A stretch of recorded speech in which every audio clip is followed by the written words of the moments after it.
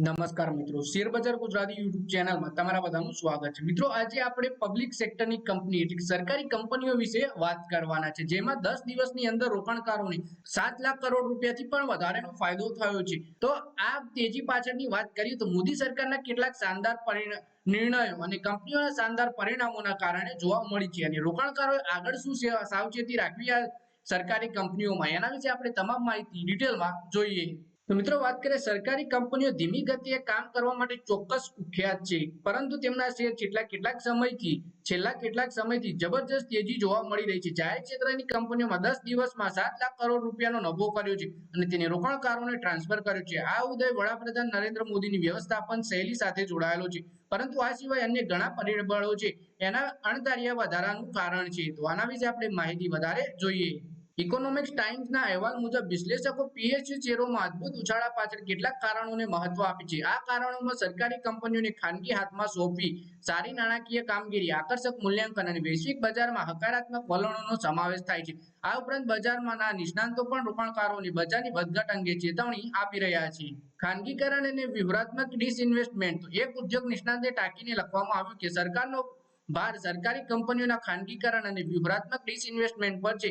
સરકારના આ પગલાથી રોકાણકારોના સેન્ટિમેન્ટ પર સકારાત્મક અસર પડી રહી છે। નાણાં પ્રધાન નિર્મલા સીતારામણે જણાવ્યું કે તાજેતરમાં જાહેરાત કરી કે ઘણા જાહેર ક્ષેત્રના ઉપક્રમો ખાનગીકરણ કરવામાં આવશે। કંપનીઓનું ખાનગીકરણ તેમની પ્રગતિનો તકો બનાવે છે અને રોકાણકારોને ઉત્સાહિત કરશે। એટલે કે ઘણી એવી સરકારી કંપનીઓ છે જેને પ્રાઇવેટીઝ કરવામાં આવશે।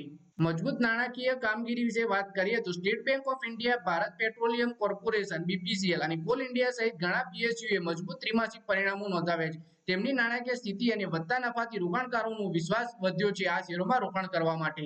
આકર્ષક મૂલ્યાંકન વિશે વાત કરીએ તો પીએસયુ શેરો તેમના ખાનગી ક્ષેત્રના સમકક્ષો કરતા નીચા ભાવોએ મેળવતા હતા। આવી સ્થિતિમાં રોકાણકારો આ શેરો તરફ આકર્ષાયા છે। એક રોકાણ વ્યૂહરચનાકારે જણાવ્યું કે તાજેતરની રેલીએ આ અંગે મૂલ્યાંકન તફાવતને દૂર કરવામાં મદદ કરી છે, જે તેમને રોકાણકારો માટે વધુ આકર્ષક બનાવે છે।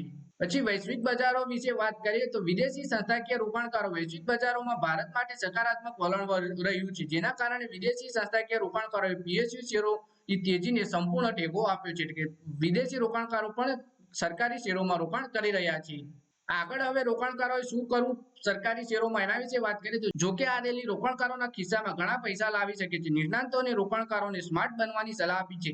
બજાર અસ્થિર હોઈ શકે છે અને આવી સ્થિતિમાં રોકાણ કરતા પહેલા તમારું સંપૂર્ણ સંશોધન કરવું જોઈએ, એટલે કે ડિટેલમાં રિસર્ચ કરવી જોઈએ। ત્યારે રોકાણકારોએ લાંબા ગાળા માટે રોકાણ કરવાનું વિચારવું જોઈએ, એટલે કે શોર્ટ ટર્મ કરતા લાંબા ગાળાનું વિચારીને રોકાણ કરશો તો તમને સારો એવો ફાયદો થશે ભવિષ્યમાં। તો મિત્રો, આ વિડીયોમાં વાત કરીએ આપણે પબ્લિક સેક્ટરની પીએસયુ શેર વિશે, એટલે કે સરકારી શેરો વિશે, જેમાં આપણને 10 દિવસમાં બહુ ભારે તેજી જોવા મળી। 7 લાખ કરોડનો નફો કરાવ્યો છે રોકાણકારોને, અને એક્સપર્ટ માને છે કે જો તમે લાંબા ગાળાનું વિચારીને આ શેરોમાં રોકાણ કરશો તો તમને આગળ સારો એવો ફાયદો જોવા મળશે। તો મિત્રો, આ વિડીયોમાં બસ આટલું જ। હવે મળીએ આવનારા વિડીયોમાં। ત્યાં સુધી વિડીયોમાં લાઈક કરો, કોમેન્ટ કરો અને વિડીયો પોતાના મિત્રો સાથે ફેસબુક, ઇન્સ્ટાગ્રામ, વોટ્સએપ બધી જગ્યાએ શેર કરો। શેર બજારની આવી જ માહિતી ગુજરાતીમાં જોવા માટે તમે ચેનલને સબસ્ક્રાઇબ કરી ઘંટડી બંધાવી દેજો।